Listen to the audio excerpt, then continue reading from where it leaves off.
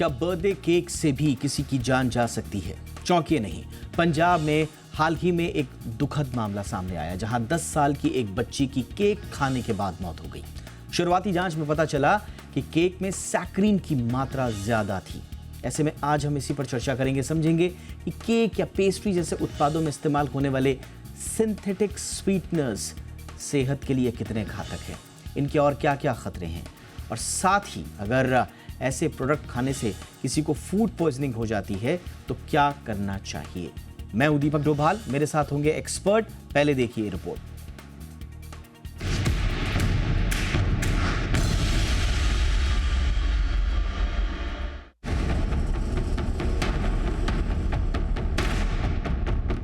खुशी का माहौल, सामने बर्थडे केक। लेकिन यही बर्थडे केक पंजाब के पटियाला की एक 10 साल की बच्ची की मौत की वजह बन गया। बच्ची के जन्मदिन का जश्न मौत के मातम में बदल गया। मामले की शुरुआती जांच में जो बातें सामने आई हैं, उसके मुताबिक इस बच्ची की दुखद मौत की वजह बना केक में इस्तेमाल हुआ आर्टिफिशियल स्वीटनर यानी सैक्रीन। इतना ही नहीं, घर के दूसरे सदस्यों की भी केक खाने के चलते तबीयत बिगड़ गई। सभी को तत्काल डॉक्टर को दिखाना पड़ा। ऑनलाइन ऑर्डर किए गए चॉकलेट केक की जांच में ज्यादा मात्रा में सैक्रीन और सिंथेटिक कंपाउंड पाया गया। ऐसे में पहले सैक्रीन को समझते हैं कि आखिर ये क्या होता है। दरअसल ये एक सिंथेटिक स्वीटनर है जो चीनी के मुकाबले 300 से 400 गुना अधिक मीठा होता है। इसमें कैलोरी की मात्रा नहीं होती है। ऐसे में इसका इस्तेमाल कैलोरी फ्री फूड प्रोडक्ट और सॉफ्ट ड्रिंक्स में चीनी के विकल्प के तौर पर होता है। अब आर्टिफिशियल स्वीटनर सैक्रीन के खतरे की बात करते हैं।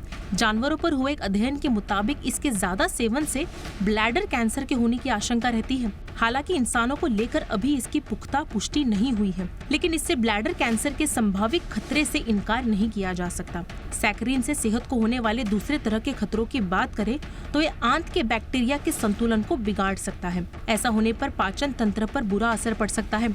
वही सैक्रीन जैसे आर्टिफिशियल स्वीटनर के अधिक सेवन से गट माइक्रोबायोटा कंपोजिशन में बदलाव की आशंका बढ़ जाती है, जो मोटापा और इंसुलिन प्रतिरोध जैसे मेटाबॉलिक डिसऑर्डर की वजह बन सकता है। कई मामलों में सैक्रीन के ज्यादा इस्तेमाल से दस्त संबंधी गैस्ट्रोइंटेस्टाइनल रोग की आशंका भी रहती है। केक में इस्तेमाल होने वाले सैक्रीन ही केवल सेहत के लिए घातक नहीं होते, बल्कि कई बार लोग पुराना केक खाकर भी बीमार पड़ सकते हैं, क्योंकि इसमें एक्सपायरी डेट का पता नहीं चलता। पुराने केक में फंगस के पनपने का खतरा होता है। इसके सेवन से पेट से जुड़ी माइकोटॉक्सिन जैसी बीमारी की चपेट में आने का खतरा बढ़ जाता है। ऐसे में केक उसी दुकान से ले जहां की सेल अच्छी हो, या फिर वो आपके ऑर्डर पर केक तैयार करता हो। केक के इस्तेमाल से पहले अगर ये बातें सुनिश्चित कर लेते हैं तो ये सेहत के लिए बेहतर होगा। ब्यूरो रिपोर्ट, जी मीडिया। बहुत ही खास मेहमान आज की चर्चा में हमारे साथ जुड़ रहे हैं। डॉक्टर जागृति सांघवी हमारे साथ जुड़ चुकी हैं, सीनियर पीडियाट्रिशियन हैं नानावती मैक्स हॉस्पिटल में। डॉक्टर सांघवी, बहुत बहुत स्वागत है मैम आपका। हमारे साथ हैं डॉक्टर चंद्रकांत लहरिया, जाने माने स्वास्थ्य विशेषज्ञ हैं, कंसल्टेंट फिजिशियन। बहुत बहुत स्वागत है डॉक्टर लहरिया आपका भी हमारे शो पर। और हमारे साथ हैं डॉक्टर प्रत्यक्ष भारद्वाज, जाने माने न्यूट्रिशनिस्ट हैं। बहुत बहुत स्वागत है डॉक्टर भारद्वाज आपका भी शो पर। डॉक्टर जागृति, मैम आपसे चर्चा की शुरुआत करना चाहूँगा, और काफ़ी दुखद ये घटना, इसे कहा जा रहा है ये काफ़ी रेयर ये इंसिडेंस है, लेकिन इस तरह के सैक्रीन युक्त जो प्रोडक्ट्स हैं वो कितने घातक हो सकते हैं मैम? जो फर्स्ट टेक अवे है इस दुखद स्टोरी का, वो क्या हो मैम?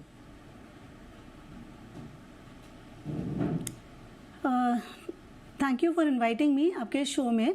सो दीपक जी, ये 100% बताया नहीं जा सकता है कि ये बच्चे की जो दुखद मौत हुई वो सैक्रीन के ओवरडोज की वजह से ही हुई है, क्योंकि जनरली जो सैक्रीन की मात्रा है वो 100 टाइम्स टॉक्सिक डोज से कम मात्रा में ही अलाउड रहती है कोई भी प्रोडक्ट में।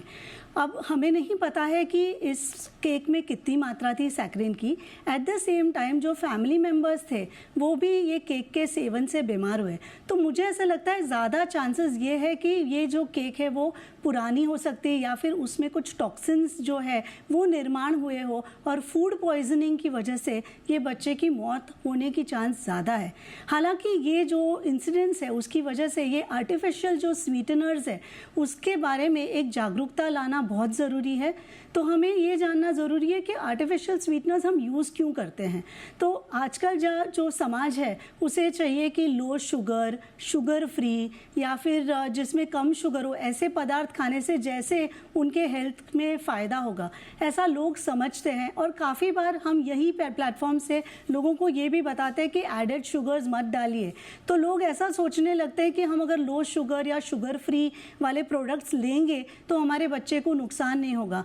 और अगर देखा जाए तो अभी की जो पीढ़ी है जो फ़ोन करके ये सब प्लेटफॉर्म से मंगा लेती है घर पे खाना, जैसे कि कोला है, सॉफ्ट ड्रिंक्स है, फिर केक्स है, आइसक्रीम्स है, जेली स्वीट्स वगैरह है, ये सब में उसकी स्वीटनेस बढ़ाने के लिए और एडेड शुगर्स कम करने के लिए इस टाइप के जो स्वीटनर्स है वो डाले जाते हैं। अब ये जो स्वीटनर्स है, दुख की बात यह है कि FDA के गाइडलाइंस में ये बताया जाता है कि आप लिख सकते हो कि इसमें सैक्रिन है या एस्पर्टेम है या उस टाइप के पदार्थ है, पर कितना है वो FDA की गाइडलाइंस ये नहीं बताती है कि आपको ये दिखाना ज़रूरी है आपके लेबल पे कि कितना सैक्रिन या कितना एस्पर्टेम है। तो ये जो उसका टॉक्सिक लेवल जो है वो कितना है और कितना वो केक में या जो भी पदार्थ है उसमें पाया गया है वो हमें कभी पता नहीं चलता है। तो it is more like a speculation. तो ये आर्टिफिशियल स्वीटनर्स का एक बड़ा गैप है इन द अंडरस्टैंडिंग, एंड इसके लिए जो FSSAI है, FDA है, उनको ये ज़रूरी करना चाहिए कि कितनी मात्रा में सैक्रिन जाता है, चाहे 1 मिलीग्राम हो या 500 मिलीग्राम्स हो, उन्हें ये लिखना ज़रूरी होता है। सिर्फ लिखना कि कंटेन्स एस्पर्टेम या कंटेन्स सुक्रालोज, ये जो है वो इनफ नहीं है। बहुत प्रकार के ये आर्टिफिशियल स्वीटनर्स जो है वो सेफ़ पाए गए हैं और वो ही अप्रूव किए जाते हैं। और आजकल हम देखते हैं कि काफ़ी सारे मतलब 2 प्रकार के स्वीटनर्स जो है वो प्लांट सोर्स से एक्सट्रैक्ट किए गए हैं और वो जनरली रिगार्डेड एज सेफ या ग्रास स्पेसिफिकेशन उन्हें मिला जाता है। पर बच्चों में पर से हम अवॉइड करते हैं। एज अ पीडियाट्रिशियन हम पेरेंट्स को कहते हैं कि आप आर्टिफिशियल स्वीटनर्स का उपयोग ना करें, क्योंकि क्या होता है ये आर्टिफिशियल स्वीटनर्स इतने ज़्यादा स्वीट होते हैं, जैसे आपकी रिपोर्ट ने बताया 300-400 गुना, कभी कभी इवन 1000-2000 गुना स्वीट होते हैं। तो ये आपकी टेस्ट बड्स की धज्जियाँ उड़ा देते हैं और उसके कारण जो है आपको ज़्यादा स्वीटनेस की ज़रूरत पड़ने लगती है। The craving and the addiction जो रहता है स्वीटनेस का वो बढ़ जाता है और जो अपने अतड़ी में जो बैक्टीरिया है उसके संतुलन में गड़बड़ होती है। और बहुत सारी बार हम देखते हैं कि लोग वेट लॉस करने के लिए ये no sugar, zero calories, sugar free ऐसे ड्रिंक्स लेते हैं, पर actually in the long run because ये आपके अंदर की अतड़ी की बैक्टीरिया के संतुलन में चेंजेस कर देता है। तो इनफैक्ट ऐसा पाया गया है कि वेट गेन, ओबेसिटी, मोटापा, डायबिटीज या मेटाबॉलिक सिंड्रोम ऐसी टाइप की बीमारियां हैं वो ज्यादा होती है। तो अगर आप एक आध बार वंस इन अ वाइल लेते हैं, ये बहुत ही डेंजरस साबित हो सकता है, इसलिए इस पर चर्चा लगातार होती रहनी चाहिए। डॉक्टर लहरिया, मात्रा में रहते हो। एब्सोल्युटली। डॉक्टर लहरिया, क्या हम ये कह सकते हैं वाकई में कि ये एक्यूट सैक्रिन टॉक्सिसिटी ही थी जिसकी वजह से बच्चे की जान गई, या जैसा मैम बता रही हैं कि हो सकता है कि फूड पॉइजनिंग भी उसमें कारण रहा हो? जहाँ तक साइंटिफिक एविडेंस है तो हम जानते हैं कि ये ज़्यादातर शुगर स्वीटनर्स होते हैं काफ़ी सेफ होते हैं। मतलब इनका क्वांटिटी जो अवेलेबल किसी भी फूड आइटम में होता है, सिर्फ 3 से 4000 गुना लेने पर भी कुछ हार्म नहीं होता है, इमीडिएट एक्यूट हार्म नहीं होता है। दूसरा चीज़ है कि जो साइंटिफिक एविडेंस है इनके जो हार्मफुल इफेक्ट्स हैं, खासतौर से रैट्स वगैरह में जो स्टडीज हुई हैं उसमें ब्लैडर कैंसर वगैरह पर देखे गए हैं। बाकी हमने और भी बातें सुनी कि जैसे गट के बैक्टीरिया को अफेक्ट करता है और लॉन्ग टर्म यूज पर स्ट्रोक, हार्ट डिजीजेज, इस तरह की हाई रिस्क हो जाते हैं। लेकिन डायरेक्ट रिलेशन के अभी किसी ने कंज्यूम किया और उसके बाद उसको इस तरह का कोई डेथ हो गई, इस तरह का कोई एविडेंस या रिपोर्ट नहीं आई है। तो मुझे नहीं लगता कि हमें इस तरह से कंक्लूजन पर जंप करना चाहिए कि उसने वो शुगर स्वीटनर लिया और उसकी वजह से डेथ हुई है। इसमें निश्चित रूप से इसको और डिटेल में स्टडी करने की ज़रूरत है। जहाँ तक जो अखबारों में आ रहा है या जो बात की जा रही है कि उसमें शुगर स्वीटनर की एक्सेस मात्रा थी, लेकिन जो मैं पहले शुरुआत में भी कहा कि मल्टीपल फोल्ड अगर क्वांटिटी होगी तो भी उससे डेथ की संभावना नहीं होती है। बाकी कुछ प्रॉब्लम्स आ सकती हैं कि स्टमक अपसेट हो सकता है, वो सारी चीज़ें आ जाती हैं। यहाँ पर मुझे एक बात और मैं कहना चाहूँगा कि इंडिविजुअल केस को अगर हम एक साइड रख दें, तो इसका एक पब्लिक हेल्थ डायमेंशन भी है जिस पर हमें ध्यान देने की ज़रूरत है। जैसे कि अभी हम कुछ मसालों में हम इथाइलिन ऑक्साइड की बात चल रहे हैं, तो ये सारी चीज़ें इस बात को संकेत देती हैं कि हमारे देश में जो फूड का रेगुलेशन है, खासतौर से जो पैकेज फूड आते हैं, जो ब्रांडेड प्रोडक्ट आते हैं, उनकी बात कर लें तो उनका भी रेगुलेशन सफिशिएंट नहीं है, लेकिन जो ओवर द काउंटर या अनब्रांडेड जो मार्केट में अलग-अलग स्टोर्स पर मिलते हैं, उनमें भी क्वांटिटी की या इंग्रेडिएंट को ढंग से रिपोर्ट नहीं किया जाता, चेक नहीं किया जाता है। फिलहाल जो मैं समझता हूँ, जो साइंटिफिक अंडरस्टैंडिंग है कि शुगर स्वीटनर्स काफ़ी लंबे समय से यूज़ किए जाते हैं और कई लोग यूज़ करते हैं। इनसे डेथ होने की संभावना नेग्लिजिबल है। हाँ, याद रखने की बात ये है कि हो सकता है, बहुत rare possibility 1 in a million और 1 इन अ बिलियन की तरह कि लाखों करोड़ों में एक कि अगर किसी को स्पेसिफिक रिएक्शन हुआ हो उससे, लेकिन ऐसे में हमें देखना पड़ेगा कि क्या उस व्यक्ति ने कभी उस इंसिडेंट से पहले कभी शुगर स्वीटनर या सैकरिन एडेड पदार्थ नहीं खाया था। अगर खाया था तो हम उसको भी रूल आउट कर सकते हैं कि उसकी वजह से नहीं है। तो थोड़ा सा और साइंटिफिक रिसर्च की जरूरत है, लेकिन मुझे नहीं लगता कि उसकी वजह से मृत्यु हुई होगी। लेकिन ओके। इसके पब्लिक हेल्थ इम्प्लीकेशन है कि हमें जो फूड आइटम्स हैं उनमें जो प्रिजर्वेटिव्स होते हैं या स्वीटनर्स होते हैं, उन पर पब्लिक हेल्थ की नज़र से रेगुलेटरी बॉडी को अधिक ध्यान देने की ज़रूरत है। मुझे लगता है कि वाकई में आप जो दोनों बात कह रहे हैं, क्योंकि मीडिया में काफ़ी ये कुछ रिपोर्टेड है, लेकिन एक कंप्लीट टॉक्सिकोलॉजी या बच्चे के ऑर्गन्स की जो कंप्लीट रिपोर्ट होती है, वो शायद जब तक ना आ पाए तो उसका रिलेशन स्थापित करना काफ़ी मुश्किल होगा जानकारों के लिए भी। लेकिन आपने सही कहा, क्योंकि इस बहाने आर्टिफिशियल स्वीटनर्स और ख़ास तौर से जो सिंथेटिक स्वीटनर्स हैं, उनकी सेफ्टी पर सवाल उठ रहे हैं, इसीलिए बात करना लाजमी हो जाता है, पब्लिक हेल्थ से जुड़ा हुआ क्योंकि इशू है।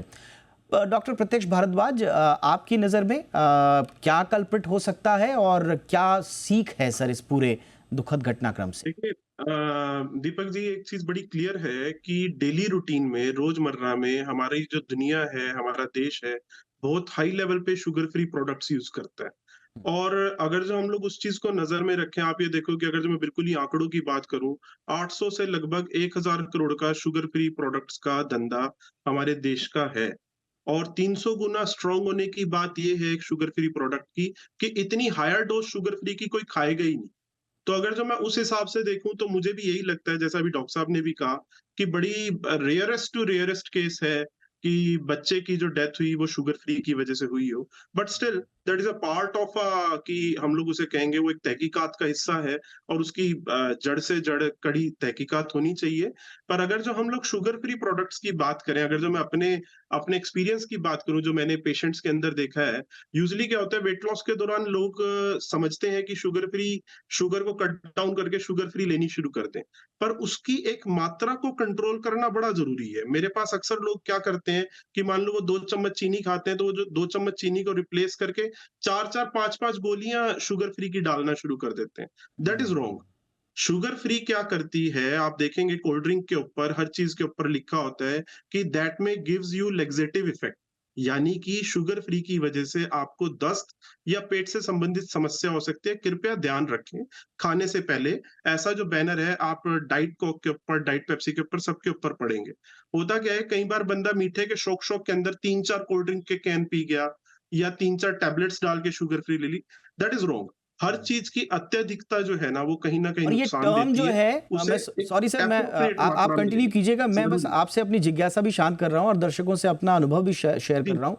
ये शुगर फ्री टर्म्स ही शायद कोई गलत है, क्योंकि वो दरअसल कैलोरी फ्री जरूर हो सकता है, क्योंकि शुगर को अगर आप चीनी के स्वाद से जोड़ रहे हैं तो चीनी का स्वाद तो उसमें 300 गुना 400 गुना ज्यादा है। हाँ, कैलोरीज नहीं होती। एब्सोल्युटली कैलोरीज नहीं होती, और हम कैलोरीज को एक कवर करने के लिए थोड़ी मात्रा में लेते हैं। दूसरी बात जो सबसे ज्यादा जरूरी है कि एफडीए की तरफ से ये चीज तो निर्धारित है कि कितनी शुगर फ्री इस्तेमाल होनी चाहिए और कौन सी क्वालिटी की शुगर फ्री इस्तेमाल होनी चाहिए। पर अभी भी इन चीजों को लेकर पर्याप्त शोध नहीं है कि शुगर फ्री का मेटाबॉलिज्म पे किस तरीके का असर पड़ता है, शुगर फ्री का हार्ट पे या अदर बॉडी ऑर्गन्स के ऊपर किस तरीके का असर पड़ता है, क्या वास्तव में वो सेफ है भी या नहीं। हमारे साथ क्या होता है, अमूमन अभी नई नई कंपनी कोई प्रोडक्ट किसी ने लॉन्च किया, हमने 2-4 एड्स देखी, 2-4 लोगों के एविडेंस देखे, and we are start consuming it. So हमें खुद उस चीज के लिए अवेयर होना जरूरी है कि शुगर फ्री हम कितनी मात्रा में इस्तेमाल कर रहे हैं। एब्सोल्युटली। 15 मई 2023 को डब्ल्यूएचओ की गाइडलाइन भी थी स्वाभाविक रूप से उनका जो कहना था, हालांकि बड़ी बहस हुई इस दुनिया में और अलग अलग लोगों का इसमें अलग अलग नज़रिया भी था, लेकिन एक जो इम्पोर्टेंट बात उसमें जो कही गई थी जो मुझे याद है वो ये थी कि ये जो कम से कम नॉन शुगर स्वीटनर्स हैं NSS, भाई कम से कम एसेंशियली डाइटरी फैक्टर्स तो नहीं है ना, तो आपको क्यों लेना है, आपको लेना क्यों है, कोई न्यूट्रिशनल वैल्यू भी नहीं है, तो फिर आपको क्यों लेना है, इसलिए थोड़ा सा बचने की कोशिश करें। हाँ डॉक्टर भारद्वाज कुछ कह रहे हैं?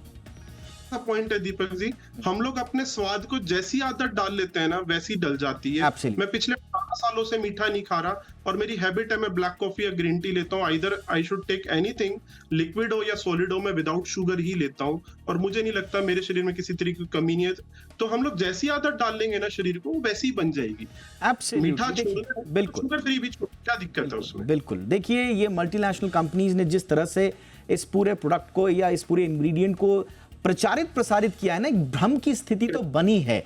अब ये जानकारी के, अब देखिए किसी को लेना है किसी को नहीं लेना है, ये तो इन्फॉर्म्ड डिसीजन एक कंज्यूमर का होता है, लेकिन हाँ क्या हित में है क्या नहीं, कम से कम जानकारी सही होनी चाहिए। एक छोटे से ब्रेक के लिए रुक रहा हूं, इस चर्चा को आगे बढ़ाएंगे एक छोटे से ब्रेक के बाद, वापस लौटते हैं।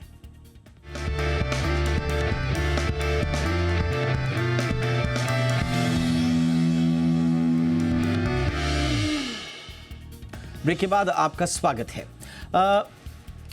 डॉक्टर जागृति सांघवी, मैं इस बात को तो मानने को तैयार हूं कि अगर कोई अपने हेल्थ के हिसाब से शुगर फ्री का इस्तेमाल नहीं करना चाह रहा है या उसके बारे में पड़ताल कर रहा है या उसको अपना जीवन में अपनाने की कोशिश कर रहा है, लेकिन केक तो एक ऐसी चीज़ है जो बड़ी रैंडमली हम लोग ऑर्डर करते हैं। हम उसमें ये भी नहीं देखते हैं कि ये मैं इसलिए नॉन स्वीटनर वाला केक मंगा रहा हूँ या मंगा रही हूँ कि साहब मुझे हेल्थ इश्यूज़ हैं या मैं थोड़ा सा हेल्थ को, ये तो बहुत नॉर्मल सी चीज़ है। आपको बोला किसने कि आप उसमें नॉन शुगर स्वीटनर्स डालिए?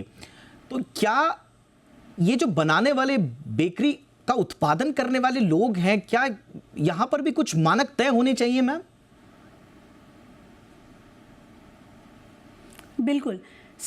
हम कहते हैं ना, जागो ग्राहक जागो, इस स्टेटमेंट को हमेशा याद रखना ज़रूरी है कि हमें ये पता होना चाहिए कि हम कहाँ से ये मंगा रहे हैं। काफ़ी बार हम देख रहे हैं, बिकॉज़ ये बहुत इजी हो गया है लोगों को डिलीवरी के माध्यम से, जैसे ज़ोमैटो है, स्विगी है वगैरह, तो घर में बैठे बैठे ऐसे ही आ गया। तो कहाँ से आप मंगा रहे हो, कितना फ्रेश है, वहाँ का उठाव कितना है वो आइटम का, वो देखना ज़रूरी है। और अगर आप रिलायबल सोर्स से मंगा रहे हो तो जैसे एक आध बार आपने केक खाया तो आपको कोई इतना बड़ा नुकसान नहीं होने वाला है, पर अपनी जागृति इस बारे में बहुत ज़रूरी है कि हम क्या अपने पेट में डाल रहे हैं। जस्ट बिकॉज वो अच्छे से मार्केट हो रहा है, आपकी बात बिल्कुल सही है कि एक केक खाने से कुछ इतना बड़ा नुकसान नहीं होना चाहिए, और हमें कैसे पता चले? तो यस, मानक भी बहुत ज़रूरी है, FDA के रेगुलेशंस की किस चीज़ में क्या पड़ता है। पर एज अ कंज्यूमर मैं क्या देखूंगी कि मैं एक बैलेंस डाइट अपने बच्चे को दे रही हूँ कि नहीं। एक आध डाइट कोला ले लिया या एक आध बार कोई स्वीटनर ले लिया, उससे शायद कोई बड़ा नुकसान नहीं होगा, क्योंकि ऐसे केसेस नहीं है कि एक बार स्वीटनर खाया और कोई आदमी जो है वो उसी की वजह से एक्सपायर हो गया। द थिंग इज कि ये स्लो पॉइजन जैसा है कि वो धीरे धीरे धीरे in excess, so everything in excess is poison, and sugar तो हम सालों से कहते हैं कि sugar is like a slow poison. तो बैलेंस डाइट अगर छोड़ के आप ये नॉन न्यूट्रिटिव स्वीटनर अगर ले रहे हैं तब आपको नुकसान कर रहा है। तो FDA जो है उसे ये देखना है कि हर लोगों को अपने लेबल, फूड लेबल्स जो है उसकी स्ट्रिक्टनेस जो है वो बनानी बहुत ज़रूरी हो जाती है। वो FDA की तरफ से है, और ग्राहक की जागृति के हिसाब से अगर देखा जाए तो हमारे बच्चों को हम हो सके उतना ये नॉन न्यूट्रिटिव स्वीटनर्स नहीं देना चाहिए। प्रेग्नेंट और लैक्टेटिंग मदर्स हैं उन्हें नहीं लेना चाहिए। ये जो स्वीटनर्स है वो माइग्रेन और मिर्गी के जो दर्दी है, मरीज़ है, उनको नुकसान कर सकते हैं, तो उन्हें सोच समझ के लेना चाहिए। और सबसे बड़ा पॉपुलेशन जो ये यूज़ करता है, जो डायबिटीज़ वाले हैं, उनको लगता है हम शुगर फ्री ले लेंगे तो हमें फ़ायदा होगा, पर इनफैक्ट ज़्यादा रिसर्च ये आ रही है कि उन्हें ये जो प्रोडक्ट्स है वो बहुत संभाल के लेने हैं, क्योंकि उन्हें कार्डियोवास्कुलर रिस्क, उन्हें मेटाबॉलिक सिंड्रोम, उन्हें इंसुलिन का रेजिस्टेंस होने का चांस बहुत ज़्यादा है। तो everything in excess is poison. At the same time अभी हम देख रहे हैं बहुत जागृति फैल रही है अबाउट FDA रेगुलेशंस। तो ये और एक मुद्दा मिलता है कि हम फूड लेबल्स को बहुत स्ट्रिक्ट कर दें इंडिया में, ताकि लोग जो है वो पढ़े। और एट द सेम टाइम हम इंडियन अकेडमी ऑफ पीडियाट्रिक्स में स्कूल्स में जा के ये जागृति फैला रहे हैं, जिसमें हम बच्चों को सिखाते हैं कि आप अपने फूड लेबल्स जो है वो पढ़ के आपके मुंह में क्या डाल रहे हैं वो आप समझिए। और मेरा ये निवेदन एडोलेसेंट्स को ये है कि सिर्फ घर में बैठ के ऐसे ही फ़ोन करके ये सब चीज़ें मंगा के मत खाइए, क्योंकि अपना जो बॉडी है वो कोई कूड़ेदानी नहीं है कि हम कोई भी चीज़ मुंह में डालें। तो आप सोच समझ के ये चीज़ करिए and try to use natural sugars, like for example खारेक है, खजूर है, फिर ड्राइड अंजीर है, फ्रूट्स है। ये सब चीज़ों से आपको नेचुरल स्वीटनेस मिलती है, जिसमें बहुत सारे न्यूट्रिटिव तत्व है जो हमारे बॉडी के लिए अच्छा है। तो ये जो है वो ज़रूरी है। आपने बहुत अच्छी सलाह दी मैम, और मुझे लगता है कि ये बहुत ज़रूरी हो गया है कि अब जानकारी और जागरूकता दोनों बढ़े। डॉक्टर लहरिया, अब केक एक ऐसी चीज़ है जिसमें वो कोई लेबलिंग भी नहीं होती है, आपने ओपनली मंगा दिया, अब उसमें मिमिक करने वाला स्वीटनर है, आर्टिफिशियल स्वीटनर है या ग्रैन्युलेटेड शुगर है, कौन देख रहा है, कौन जान रहा है? कुछ हो सकता है सर इसमें जहां पर सरकार और तंत्र की भूमिका कुछ हो?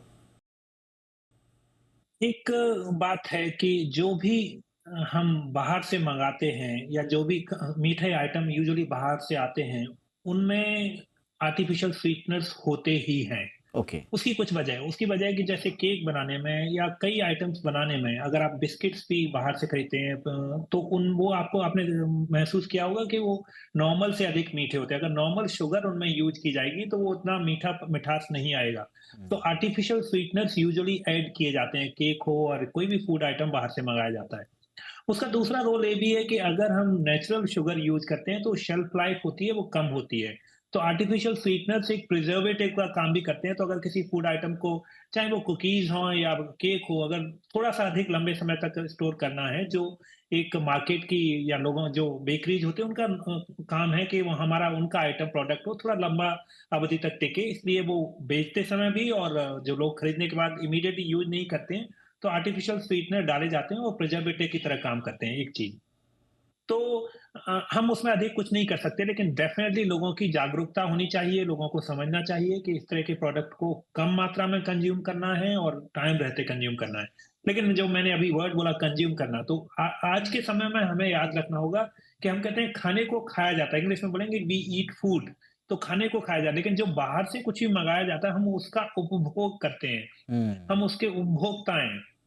तो जरूरत इस बात की है कि हमें अधिक से अधिक घर पे बना हुआ खाना खाना है, जो हमें कई सारी बीमारी से बचाएगा। आप बाहर से जो भी चीज आइटम, जो भी आइटम पैकेज में आता है या जो भी इसे सजा संवर के लाया जाता है, उसमें निश्चित रूप से कुछ ऐसी चीजें हैं जो आपकी बॉडी को हार्म करेंगी। वंस इन अ वाइल उनको खाया जा सकता है, लेकिन उनको सावधानी से, उनके बारे में सोच समझ के, उनको रिलायबल सोर्स से खरीदने के बाद ही खाना चाहिए। तो हमें खाने को खाना है, उसका उपभोक्ता नहीं बनना है।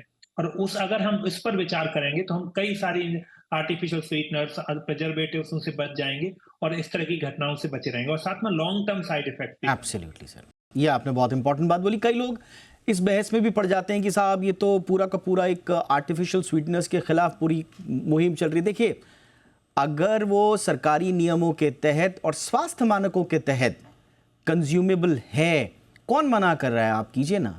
हम सिर्फ कह रहे हैं कि एक इन्फॉर्म्ड डिसीजन लेने की स्थिति में लाइए कंज्यूमर को। कंज्यूमर शुड बी इन्फॉर्म्ड जो भी वो कंज्यूम कर रहा है। और ये इंफॉर्मेशन कौन उसको इक्विप करेगा? पहली, ग्राहक की स्वयं की जागरूकता, जो हम आज तीनों खास मेहमानों के साथ जगाने की कोशिश कर रहे हैं। और तीसरा, मैन्युफैक्चरर या प्रोवाइडर, जो भी आप वो सर्विस या फूड या उत्पाद जो दे रहा है, वो जब तक लेबलिंग नहीं करेगा, बताएगा नहीं कि इस इंग्रेडिएंट्स में क्या क्या है, कितना है, तो ये चारों तरफ से ये इकोसिस्टम बनेगा। डॉक्टर भारद्वाज, संक्षेप में, शायद अब वक्त आ गया है इसी का, सरकार इस पर ध्यान दे।